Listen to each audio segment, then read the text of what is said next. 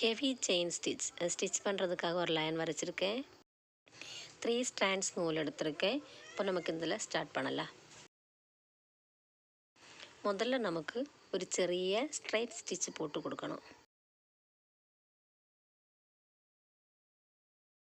அப்புறமா கொஞ்சம் நீக்கி நூலை அப்படியே வெளியே எடுக்கணும். இனி நம்ம பண்ண வேண்டியது என்னென்னா, இந்த ஸ்டிச்சோட உள்ளால் அப்படியே கொறுத்தெடுக்கணும். திருப்பி அதே பிளேஸ் வழியாக தான் உள்ளால் ஸ்டிச் பண்ணணும்.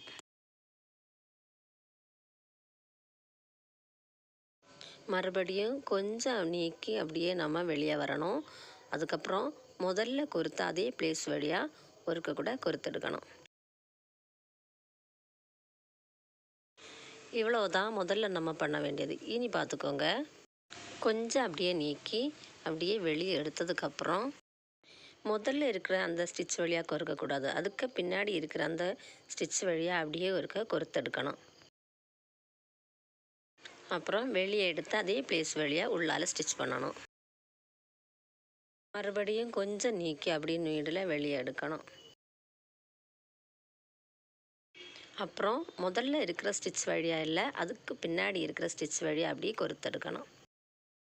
இனி இதே மாதிரி தான் ஃபுல்லும் ரிப்பீட் பண்ணணும்.